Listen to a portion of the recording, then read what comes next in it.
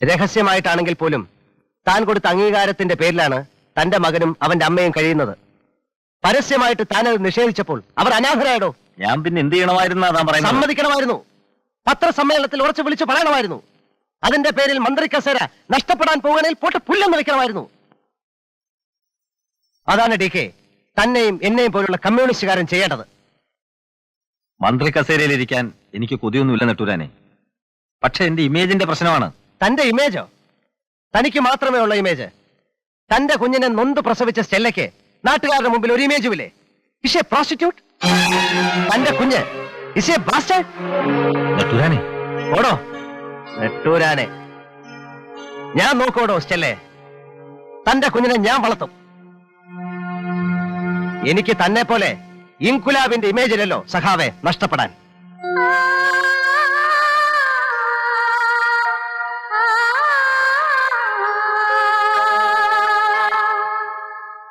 അഞ്ചു കൊല്ലം മുമ്പ് വ്യക്തിപരമായ കാരണങ്ങളാൽ സ്റ്റേറ്റ് കമ്മിറ്റിയിൽ നിന്നും രാജിവെച്ച് പാർട്ടിയിൽ നിന്നും ലീവെടുത്ത് മാറി നിന്നിരുന്ന സഖാവ് നെട്ടൂരാൻ സജീവമായി വീണ്ടും പാർട്ടിയിലേക്ക് വന്നിരിക്കുകയാണ്.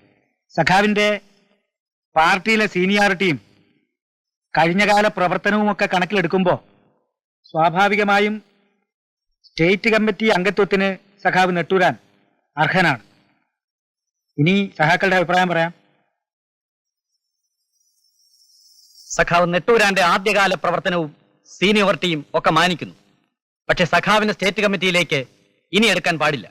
വ്യക്തിപരമായ കാരണങ്ങളാൽ 5 കൊല്ലം മുമ്പ് സ്റ്റേറ്റ് കമ്മിറ്റിയിൽ നിന്ന് ലീവ് എടുത്ത് മാറി നിന്ന സഖാവ് നെട്ടൂരാൻ ഇന്ന് നെട്ടൂരാൻ മുതലാളിയാണ്.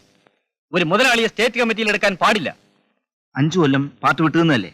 ഇനി 5 കൊല്ലം സഖാവ് നെട്ടൂരാൻ പാർട്ടി പ്രവർത്തിക്കട്ടെ. എന്നിട്ട് തീരുമാനിക്കാം സ്റ്റേറ്റ് കമ്മിറ്റിയിൽ എടുക്കണോ വേണ്ടോ എന്ന്. എന്തും തീരുമാനിക്കാൻ 5 കൊല്ലം അല്ല 10 കൊല്ലം കഴിഞ്ഞാലും നെട്ടൂരാനെ പോലെ മുതലാളിയെ സ്റ്റേറ്റ് കമ്മിറ്റിയിൽ എടുക്കാൻ പാടില്ല. ഭരണത്തിൽ കയറിയ പാർട്ടിയിൽ നിന്നും കുടുംബത്തിൽ ഇല്ലാത്ത പരാധീനതകൾ ഉണ്ടാക്കി പറഞ്ഞ് പാർട്ടി മന്ത്രിമാരെ സ്വാധീനിച്ച് ചുരുങ്ങിയ കാലം കൊണ്ടാണ് അനധികൃതമായി നെട്ടൂരാൻ ഇത്രയധികം കാശുണ്ടാക്കിയത്. നെട്ടൂരാനെ പോലൊരു ബൂർഷ്വാ മുതലാളിക്ക് പാർട്ടിയുടെ പരമോന്നത കമ്മിറ്റിയിൽ അംഗത്വം കൊടുക്കുകയാണെങ്കിൽ അത് അധ്വാനിക്കുന്ന തൊഴിലാളി വർഗത്തോടുള്ള അവഹേളനമായിരിക്കുമെന്നാണ് എന്റെയും ഈ കൂടിയിരിക്കുന്ന ഞങ്ങൾ എല്ലാവരുടെയും അഭിപ്രായം. ഒരു മുതലാളിയെ സ്റ്റേറ്റ് കമ്മിറ്റിയിൽ എടുക്കാൻ പാടില്ല. ഈ അപേക്ഷ പരിഗണിക്കരുത്. നെട്ടൂരാനെ സ്റ്റേറ്റ് കമ്മിറ്റിയിൽ എടുക്കാൻ പാടില്ല. അതെ, ഞങ്ങൾ എതിർക്കും. കൂടുതൽ ആലോചിക്കാനൊന്നുമില്ല. തീരുമാനം ഇപ്പോൾ എടുക്കണം. സഖാവ് നെട്ടൂരാന് പറയാനുള്ളത് പറയാം.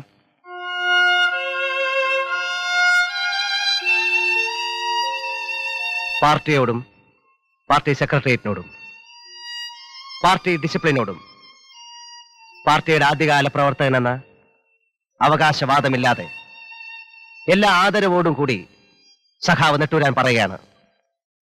വികാരാവേശത്തോടെ എന്റെ സുഹൃത്തുക്കളായ സഖാക്കൾ പറഞ്ഞ വിവരക്കേടിന് വിശദീകരണം നൽകേണ്ട ആവശ്യമുണ്ടെന്ന് എനിക്ക് തോന്നുന്നില്ല. പാർട്ടി എന്ത് തീരുമാനമെടുക്കുന്നോ അത് സ്വീകരിക്കാൻ ഞാൻ തയ്യാറാണ്.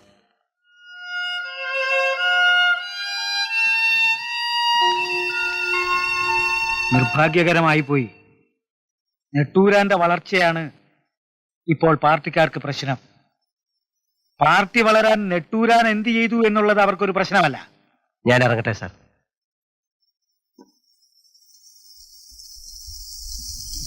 തൽക്കാലം ഇങ്ങനെ നിൽക്കട്ടെ നെട്ടൂരാനെ. അധികാരത്തിലിരിക്കുന്ന ഏത് രാഷ്ട്രീയ പ്രസ്ഥാനത്തിലും ഉണ്ടാകാവുന്ന ഒരു പ്രശ്നമാണിത്.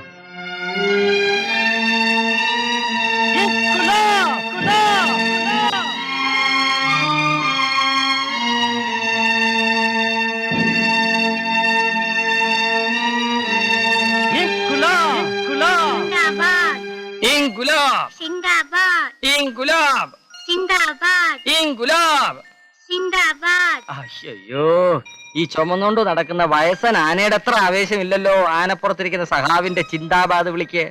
നല്ല സ്ട്രോങ് ആയിട്ടൊരു സിന്ദാബാദ് തന്നെ. ഇൻകുലാബ് സിന്ദാബാദ്. ആ, മോന് വിശക്കുന്നുണ്ടല്ലേ? ഇല്ല. കൊണ്ടോട്ടെ, എനിക്കറിയാം. മോൻ ഇറങ്ങി അമ്മച്ചോടി എന്ന് പറ മേശപ്പുറത്ത് എല്ലാം വിളമ്പി വെക്കാൻ. ഉണ്ണിത്താനെ,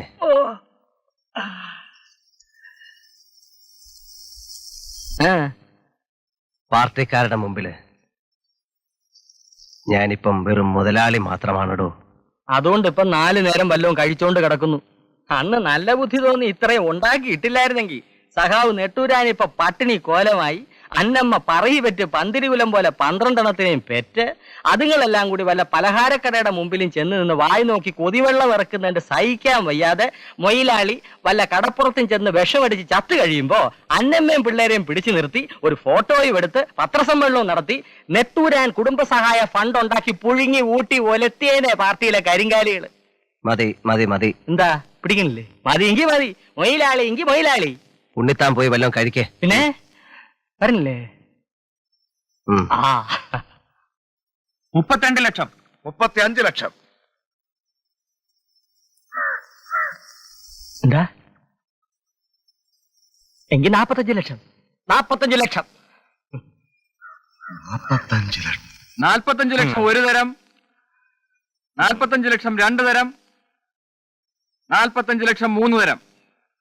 ലേലം നെട്ടൂർ എന്റർപ്രൈസസ് ഉടമ നെട്ടൂർ സ്റ്റീഫന്റെ പേരിൽ സ്ഥിരപ്പെടുത്തുന്നു. 45 ലക്ഷത്തിന് എവിടെ മുതലാകാനാ? ലേലം എനിക്ക് വിട്ടുതരണം, വെറുതെ വേണ്ട. 5 ലക്ഷം രൂപയുണ്ട്. എന്റെ അഭിമാനത്തിന്റെ പ്രശ്നമാ, അല്ലെങ്കിൽ ഞാനങ്ങ് വിട്ടുകളഞ്ഞനെ. നെട്ടൂരാൻ അറിയാൽ ഒരു 35 ലക്ഷത്തിന് ലേലം എനിക്ക് ഉറപ്പിച്ചു കിട്ടും. കഷ്ടിച്ച് നിന്ന് പിഴയ്ക്കാം. ശരി, ഞാൻ ഇറങ്ങട്ടെ.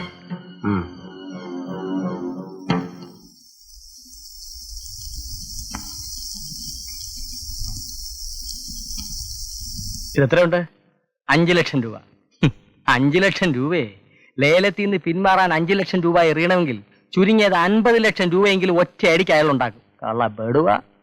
പാർട്ടിയിൽ അവൻ എനിക്കിട്ട് പണിഞ്ഞുകൊണ്ടിരിക്കുകയല്ലേ ഉണ്ണിത്താനെ. പണിഞ്ഞാൽ എനിക്കും പണി അറിയാമെന്നൊന്ന് കാണിച്ചു കൊടുക്കണമെന്നേ ഉണ്ടായിരുന്നുള്ളൂ. പിന്നെ ഇതിനി കള്ളനോട്ടോ വല്ല ആണോ? മൊത്തത്തിൽ അയാൾ ഒരു വ്യാജനാ. പിന്നെ അച്ചായോ, ഏ ഫെലിക്സ് അച്ഛൻ കാണാൻ വന്നിരിക്കുന്നു. ആ വരുന്നു.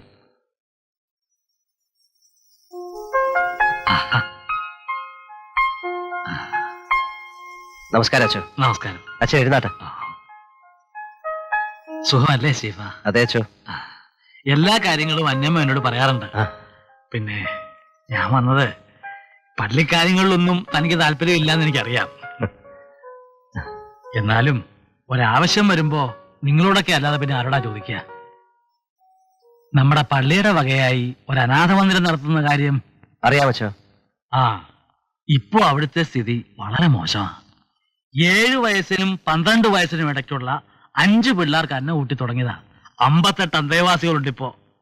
ഇടവക പ്രമാണിമാര് കുരിശടി വലുതാക്കാനും പള്ളി മോടി പിടിപ്പിക്കാനേ കാശ് തരും. ഇക്കാര്യം കേൾക്കാൻ പോലും അവർക്ക് താല്പര്യമില്ല. സത്യം പറഞ്ഞ സ്റ്റീഫ, കഷ്ടിച്ച് 2 നേരം അവർക്ക് ആഹാരം കൊടുക്കാൻ പോലും പറ്റുന്നില്ല. എന്തെങ്കിലും സഹായം ചെയ്യണം, തനിക്ക് കഴിയുന്നത് പോലെ. ഉണ്ണിത്താനെ. ഓ മുഴുവനും ഉണ്ട്. അതിങ്ങ് തന്നെ. ഇതാച്ചോ 5 ലക്ഷം രൂപയുണ്ട്. ഇത്രയും വലിയൊരു തുക സ്റ്റീഫ? ഇല്ലച്ചോ, അന്നമ്മയ്ക്ക് മരുന്ന് വാങ്ങിക്കാൻ അന്ന് അച്ഛൻ തന്ന 50 രൂപയുടെ വില ഈ 5 ലക്ഷത്തിനില്ല. എന്റെ സന്തോഷം ഞാൻ ആരോടാ പറയേണ്ടത്? കർത്താവേ, എല്ലാ അനുഗ്രഹങ്ങളും ഇവർക്ക് നൽകണമേ.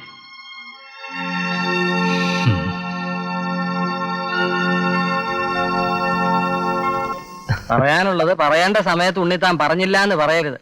5 ലക്ഷം രൂപയും കൊണ്ട് അസ്ത്രമിട്ട പോലെ ഫെലിക്സ് അച്ഛൻ പോയത്. പാർട്ടി ഉണ്ടാക്കി ഇന്നിപ്പോ പാർട്ടിയിൽ ആരും അല്ലാതായി.